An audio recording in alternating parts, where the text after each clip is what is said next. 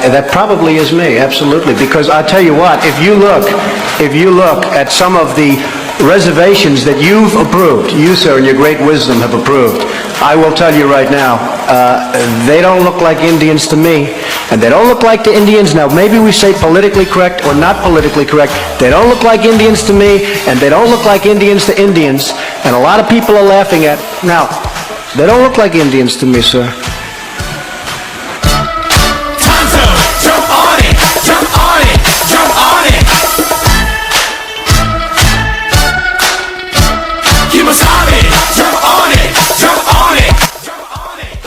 Action News Network and its parent company, Action Media Group, are both protected under the Corporation of the United States of America and its Constitution for the United States of America. Amendment 1, Freedom of Speech and Press.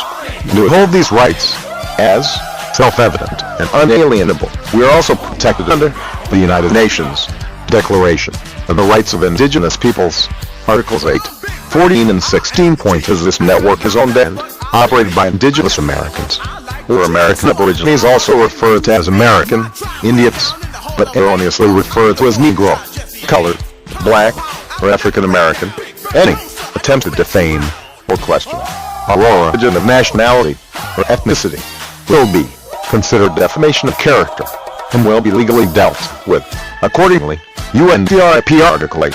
Indigenous peoples have the right not to be subjected to forced assimilation or destruction of their culture. Article 14. Indigenous peoples have the right to establish and control their educational systems, providing education in any way we see fit. Article 16. Indigenous peoples have the right to establish their own media and to have access to all forms of non-indigenous media without discrimination. States shall take effective measures to ensure that we can do so without prejudice, censorship, persecution, ridicule, intimidation, and retribution, ensuring for freedom of expression. Like Genocide, of course it's me, a veteran known as the Master G. I'm fighting in squad, sense the danger, when it's stung by the rapping ranger. Had a little talk with my medicine man, he said get them squads fast as you can. To all you girls that wanna join my tribe, just move to my rhythm and feel my vibe. Put up a fuss in the end, you'll agree, but when you come inside my TV, as I said before, you can sense the danger. These four brothers sitting here, we didn't all come from Africa. And there was a there was a country before 1492, and our history goes way beyond 1492. So you can't start us at 1492. We were always here. We were always here. We were always here. We were always here. Bruised and scorned though we may be, our destiny is tied up in the destiny of America. Before the Pilgrim Fathers landed at Plymouth, we were here. Before Jefferson etched across the pages of history the majestic words of the Declaration of Independence, we were here. Before the beautiful words of the Star-Spangled Banner were written, we were here.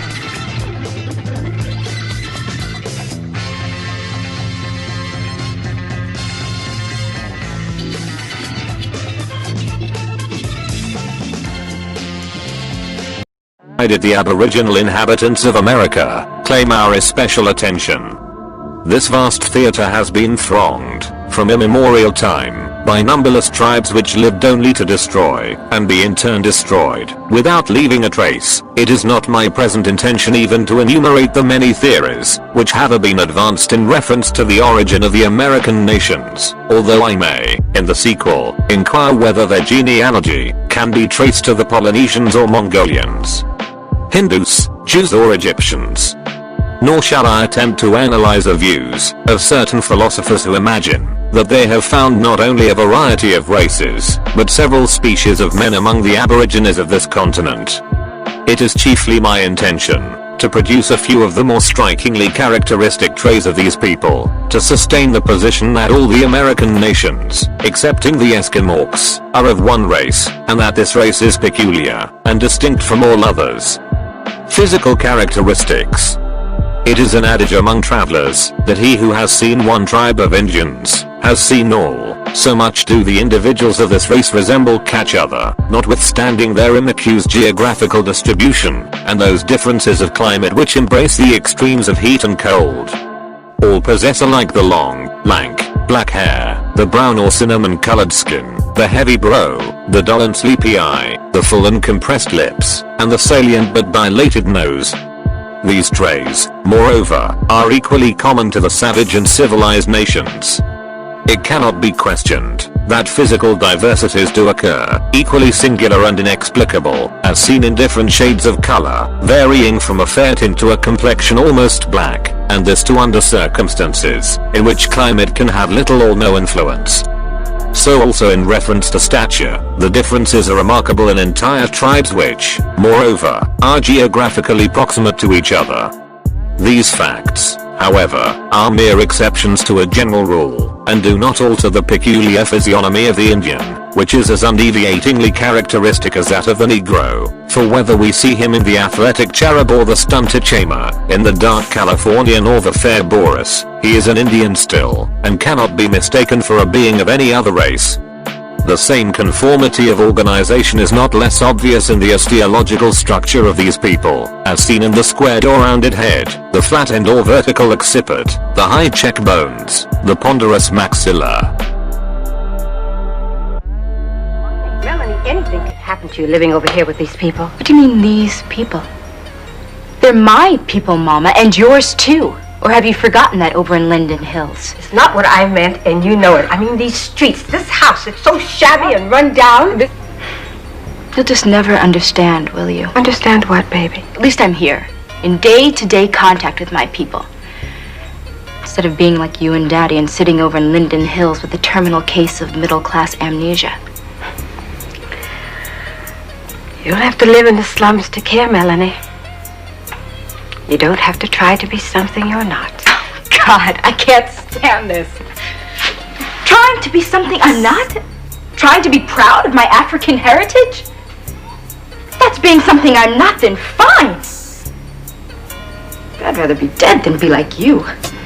Stuck-up nigger who's ashamed of being black.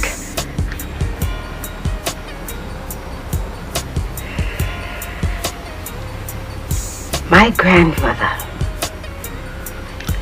was a full-blooded Iroquois. My grandfather was a black from a long line of journeymen who lived in Connecticut since the establishment of the colonies. My father was a Bajan who came to this country a cabin boy in a merchant marina. I know all of that, Mama. Then know this. I am alive because of the blood of a people who never scraped or begged or apologized for what they were. They asked only one thing of this world: to be allowed to be. And I learned through the blood of these people that black isn't beautiful. It isn't ugly. It isn't kinky hair. It isn't straight hair. Black is just black. Black fish. Yo, hit him with an uppercut. Hey ya, hey ya, hey ya, oh. Hey ya, hey ya, hey ya, oh. Hey ya, hey ya, hey ya, oh. Hey ya, hey ya, hey ya, oh. Hey ya, hey ya, can I get some? The sounds of the warrior's drum on the warpath don't make me laugh, cause you never in your life won't ever see the God's wrath. I'm a chief that smoke weed out of peace pipes. Yo, fool, I'm half Indian, show you right. I'm about to choke you with my mic, boy, don't shout and swing. Mama place is sore, sure.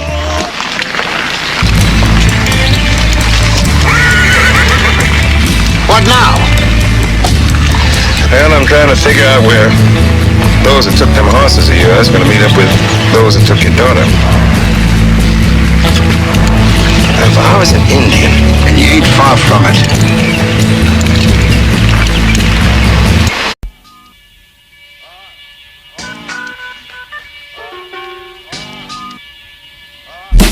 One little, two little, three.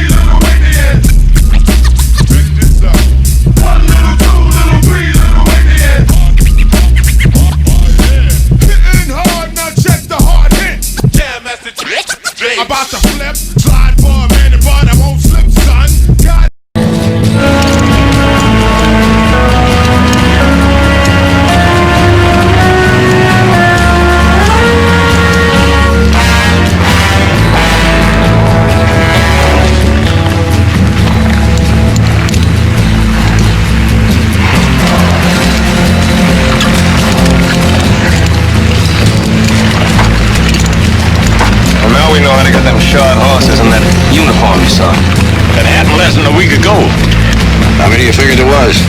7 or 8. No more than that. Well, we sure got plenty to trade for now. Well, with all that time passed, you reckon you can still track them from here? Maybe. Not from here, Mr. Paxson. From Rock Bluff, just where we're heading. We still got quite a ways to go to the border. All right. Rock Bluff. Sam? You're not gonna let that little black Indian lead us, are you? You're not gonna let that little black Indian lead us, are you? You're not gonna let that little black Indian lead us, are you? One little Indian smoking in a tree. One little Indian smoking in a tree. R-I-P-I-N-G. One little Indian smoking in a tree. R-I-P-I-N-G. One little Indian smoking in a tree. R-I-P-I-N-G. It's the Invises, taking our competition like diseases. He freezes, holy man, the one who prays, oh Jesus. So leave us, the tournament is done, you better believe us. The crust is peeling off, the mic is starting to rust. So bust.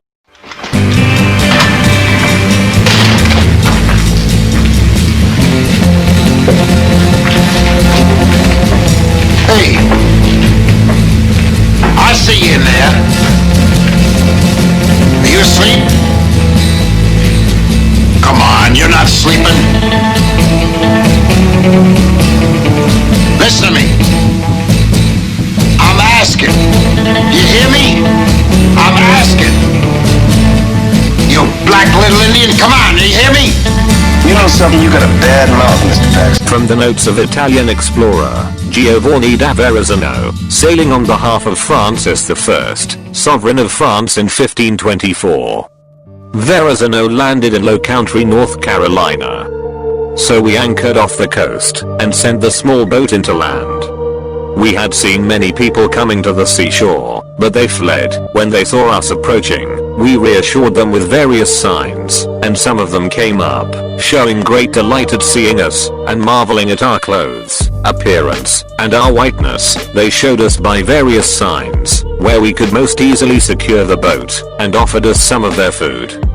We were on land, and I shall now tell your majesty briefly what we were able to learn of their life and customs. They go completely naked, except that around their loins, they wear skins of small animals like martens, with a narrow belt of grass around the body, to which they tie various tails of other animals, which hang down to the knees. The rest of the body is bare, and so ice-fed. Some of them wear garlands of birds' feathers. They are dark in color, not unlike the Ethiopians, with thick black hair, not very long, tied back behind the head like a small tail. As for the physique of these men, they are well proportioned, of medium height, a little taller than we are. They have broad chests, strong arms, and the legs and other parts of the body are well composed. There is nothing else, except that they tend to be rather broad in the face, but not all, for we saw many with angular faces. They have big black eyes, and an attentive and open look. They are not very strong, but they have a sharp cunning, and are agile and swift runners. Okay, so I wanted to do this one myself. So they got to where we would call Cape Hatteras today on the outer banks of North Carolina, state that I actually lived in for some years, and they hit the Pamlico Sound. He thought it was some shore or some isthmus that went around Cathay, which is China, or around to India, which, you know, I don't know too much about that area personally, but on maps I don't see where you could confuse that at.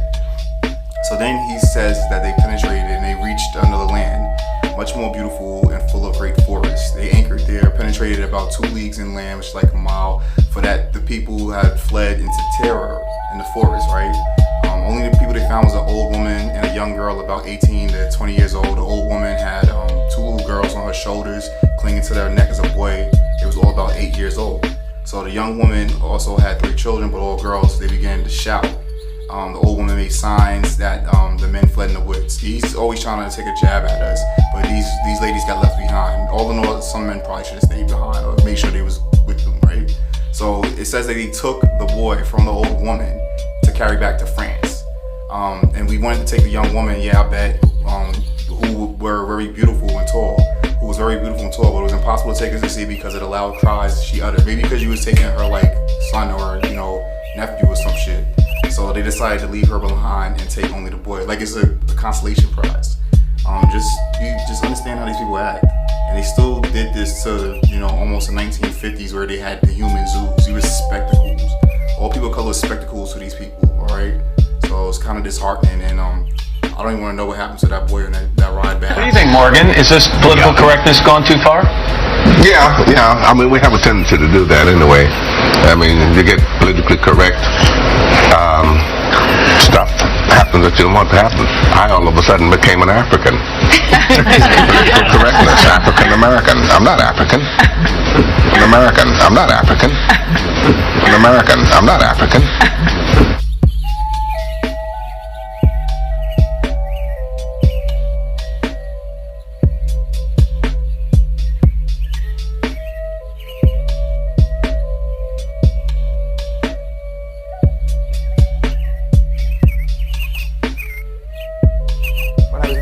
Prepare for this interview, I was quite surprised to see you use the word Aborigines talking about African Americans. You know, I've dealt with that issue. I've already, talked publicly about that. And my purpose here today is to say that I'm very sorry, and I apologize to anyone whose feelings were hurt by my Aborigines, which means what? Black folks. You never find a white Aborigine. Aborigines are called natives, they're always dark-skinned people. You and I are Aborigines, but you don't have to become... I've made very, very clear I don't know where that comment comes from. Well, from your subconscious. Well, I've made very, very clear I don't know where that comment comes from. Well, from your subconscious. Well, from your subconscious. Well,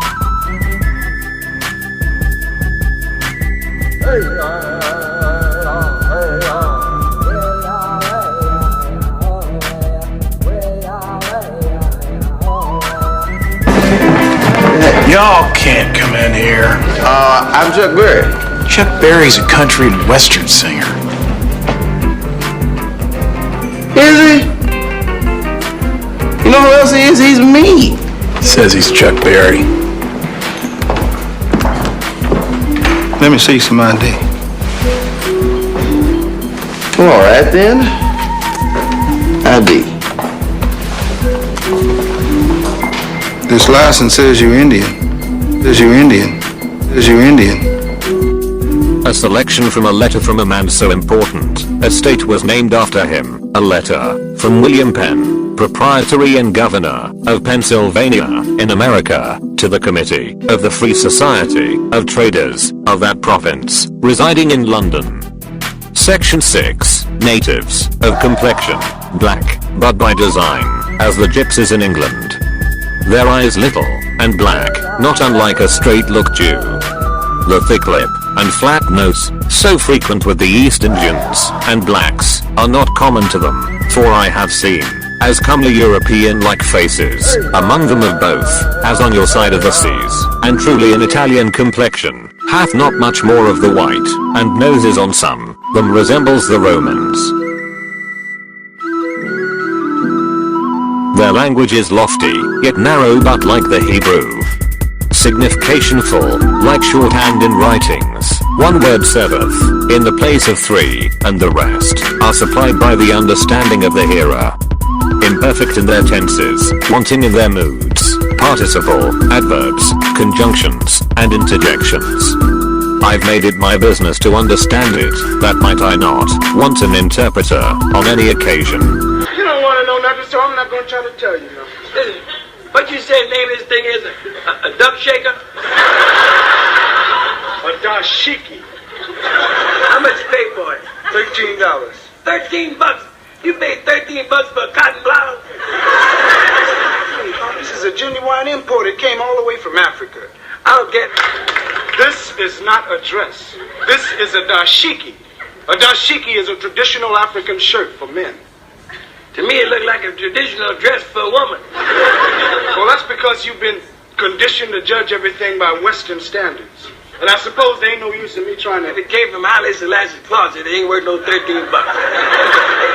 This ain't worth no $13. You pay $13 for a cotton blouse with no sleeves in it.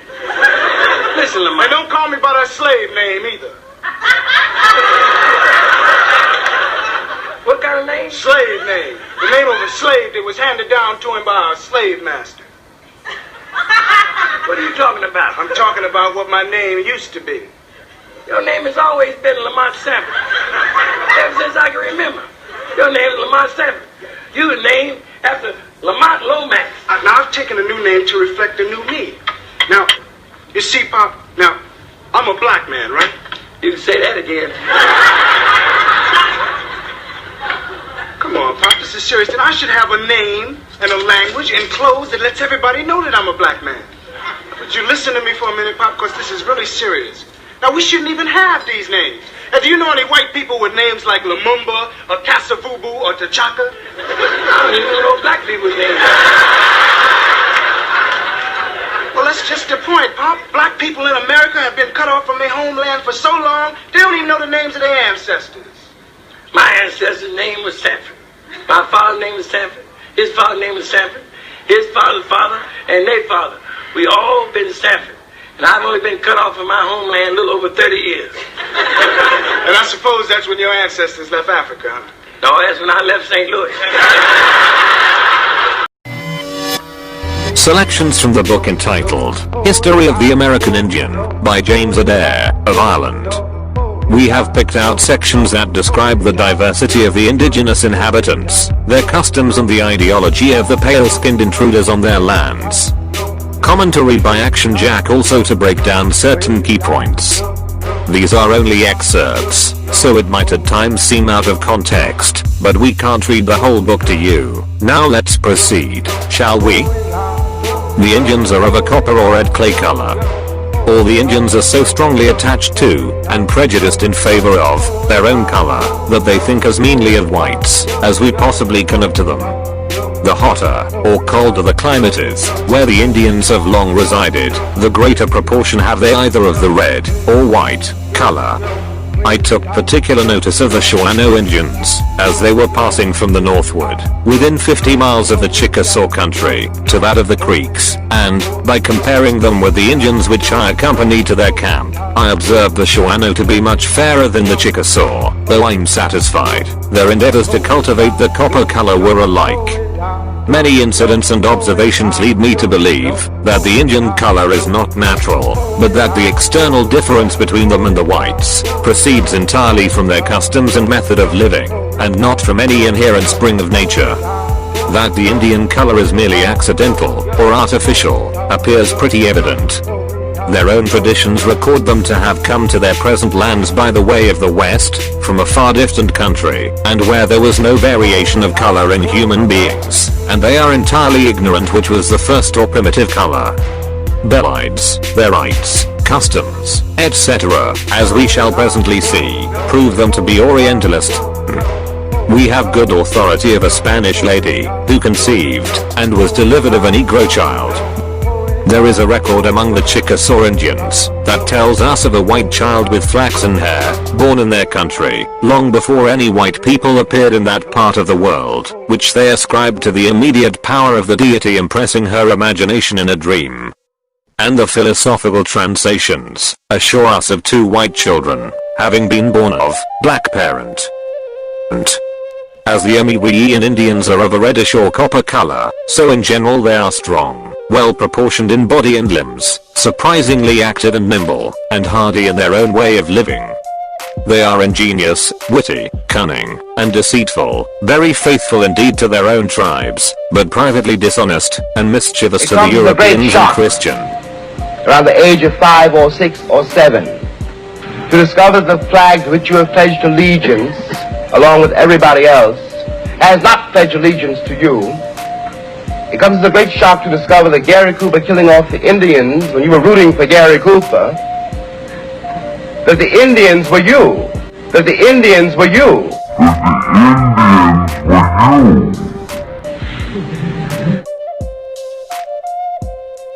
A reading of the last paragraph, in an essay by one of our founding fathers, a man so smart he caught syphilis, messing with whores in Europe. Yes, that's America. Get some biatch. But I digress. Let's continue. Observations concerning the increase of mankind, peopling of countries, etc. by Benjamin Franklin from 1751. In yellow is the good stuff, the red is rather disturbing. Section 24, that the number of purely white people in the world is proportionably very small. All Africa is black or tawny. Asia chiefly tawny. America, exclusive of the newcomers, wholly so. And in Europe, the Spaniards, Italians, French, Russians and Swedes are generally of what we call a swarthy complexion, as are the Germans also, the Saxons only excepted, who with the English, make the principal body of white people on the face of the earth. I could wish their numbers were increased point, and while we are, as they may call it, scouring our planet, by clearing America of woods, and so making this side of our globe reflect a brighter light to the eyes of inhabitants in Mars or Venus, why should we in the sight of superior beings, darken its people? Why increase the sons of Africa, by planting them in America, where we have so fair an opportunity, by excluding all blacks and tawnies, of increasing the lovely white and red? But perhaps I am partial to the complexion of my country, for such kind of partiality is natural to mankind. This momentous decree came as a great beacon light of hope to millions of Negro slaves who had been seared in the flames of withering injustice. It came as a joyous daybreak to end the long night of their captivity. But 100 years later, the Negro still is not free. 100 years later, the life of the Negro is still sadly crippled by the manacles of segregation and the chains of discrimination. 100 years later, the Negro lives on a lonely island of poverty in the midst of a vast ocean of material prosperity. 100 years later,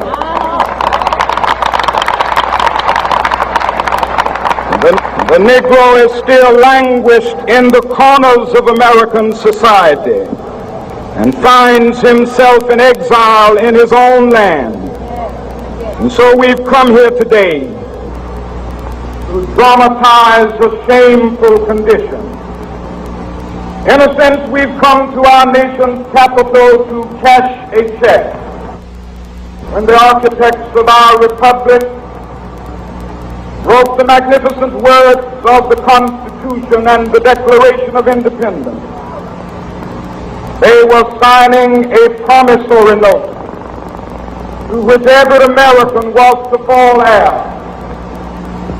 This note was a promise that all men, yes, black men as well as white men, would be guaranteed the unalienable rights of life, liberty, and the pursuit of happiness.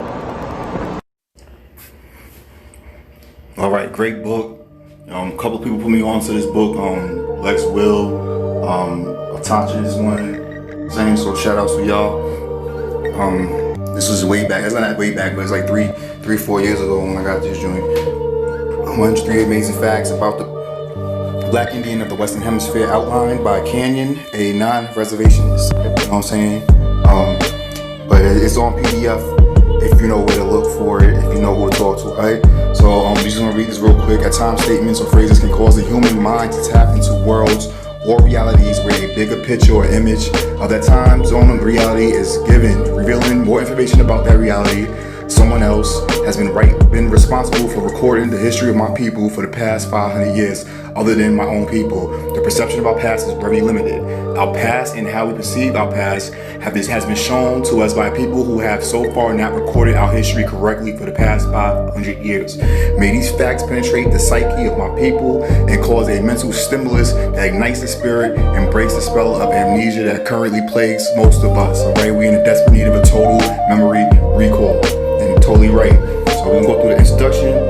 This work has been written in a special way to psychologically and spiritually heal the mental and spiritual damages Black, Indigenous, I'm gonna read just the highlighted parts, Black, Indigenous, Native of the Western Hemisphere, the so-called American Indian, make them aware of the psychological and spiritual damages that have been done. Alright, it's not for everybody and it's not, but it's an antidote, alright, for a degree of sickness that has been embedded deeply within the being of my people. My people have been programmed to think think that Africa is their homeland, but home is right under their feet, all right? This work has repetitive tones to it for a reason. It's designed to deprogram the systematic programming of the Black, Indigenous, Native of the Western Hemisphere throughout the Americas on how they have been mentally trained since birth to view themselves and how they've been mentally trained since birth to view and perceive their own ancestors. My name is Canyon, okay? That's the dude's name who wrote this. He's from Chicago. He says his father's side comes from Coweta, Kasuta, Shani, or Shano, and Tuscarora people, right? His mother's side comes from the Sagali, the Choctaw, or Choctaw, the Chickasaw, or Chickasaw, and the Tachula people. And if you know Tachula, you should look into fucking what's that name? Black Panther, the TC names, or the T in front of the names. That's really an Indian thing, right? An American Indian thing, all right? So it says, I am a red stick warrior. We opposed European expansion into our ancestral lands.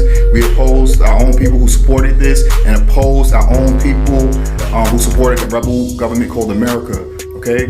We fought against the Europeans and the new rebel government America and our own people. We bathed in the hot blood of our own kinsmen who were wooded, wooed, and seduced with the white European lifestyle and European trinkets. Many battles we still, love those goddamn trinkets, right? Now it's butter biscuits. Many battles were fought with the white man. Many more were fought with our own people who became victims of the white man's spell, which we really still under, okay? Throughout, especially if you're doing BLM right now. Throughout different battles where there were 1,000 or more white people on the battlefield, there was triple the number of us in ranks alongside of them, helping them in their European colonial campaign, all right? And he says at age 5, his grandparents took him to where they were born and raised, which is Mentor City in Money, Mississippi, in Leflore County. Right? They took him to various burial grounds and showed him where his ancestors was resting. No relatives still speak his native tongue. It comes during their spirit possession now, right? His family has maintained rich information about their lineage, yet members of his family are victims of European colonialism, and all our families, all right? The only thing that matters to them now is going to the white man's schools, receiving his indoctrination, stamp of approval, graduating, getting a job, and paying your bills on time, right? So he says, let's continue. He said when he got older, he learned that Jesus was really dark skinned. You know what I'm saying? If Jesus didn't exist, but but that's the way he was written. So that's something, and that's fact. That's the way he was written, and that's the way Yahushua is gonna come to us. All right. I learned that his hair was woolly and that he looked nothing like the program image that was instilled in me. And I highlight that because they lied about that, and we all know that, especially our Christians who still believe in this shit. So what else are they lying to you about? I also later learned why, as a child, kids teased me when I told them I was an Indian. I did not fit the program image that was assaulting most people. Okay, they did not know, like most adults today, that we all do not look like Simbu or Geronimo. When I got older, I learned the titles Negro, Colored, Black does not represent a nationality, okay? And they used to call everybody, it says right here, in this past, any dark-skinned brown person, be they indigenous to the Western Hemisphere, Africa, Asia, Europe, was called Negro, Colored, right? He learned millions of his people, the darker natives, were relabeled as Negro colored and again relabeled as Black Americans by pale-skinned Europeans. I learned the titles, colored, Negro, Latino, Hispanic, Black American, African American were colonized titles, and intentionally placed upon people to condition them into thinking that we all come from Africa or Spain, anywhere else but being indigenous to these shores. Many of my people became victims of being psychologically, spiritually, and geographically removed from their native land and placed on a continent 2,000 miles across the Atlantic Ocean, all right? So let's go over some of these facts. I'm sorry if you can't see them. They didn't come out as well as I wanted it to, but I'll read it to you. I only did a few of them. I'm not gonna do 103 of them, all right? All right, so 1, Black Indians lived in the Western Hemisphere since time immemorial. 2, Black Indians were not spawned or created as a result of Africans coming to the Western Hemisphere, all right, or mixing with the native people in the Western Hemisphere. 4, or native or indigenous people possess different physiological features. 5, all native and indigenous people of the Western Hemisphere did not have high cheekbones, slanted eyes, reddish copper skin, or straight black hair. We's all different kind of peoples, all right, just like we are today. All right, 10, The U.S. government selected a certain physiological type of native, aka Indian, to promote to the world this is the real Indian. Yeah, this is how the real Indian looks, all right?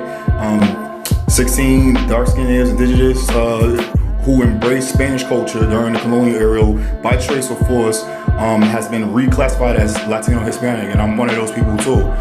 18 early European writers during the 1400s throughout the 1800s, including pale-skinned Jews, all agreed that us, the Indians, the heathen savages, right, were without a doubt descendants of the lost tribes of Israel. Look into James Adair, we just did that, right? Reverend Jesse Jackson, a South Carolina Cherokee, promoted the fake title of African American, which has been imposed upon Black indigenous to the Western Hemisphere region. Started in '88, came out in 1990 census, all right? Not that long ago, only about 30 years ago, okay? I'm older than that. I was born before African American was used. 26. It's a campaign currently underway by the U.S. government that preaches a doctrine, Black Indian of the Western Hemisphere is a result of African mixture. That's bullshit. 27. So most so-called Black Americans, when asked if they have any Native Americans in their family, at least 95% respond with a yes. It can tell you, what tribe they come from and stuff. But Stu want to call yourself African American. It's crazy. Stu want to call yourself Black African American, but you can't name a tribe from Africa where you come from. You can't find your slave ship where you come from. You're just looking at bullshit texts from white people who want you to not take your birthright, all right? 33, indigenous Black Celtics, indigenous Black Britons.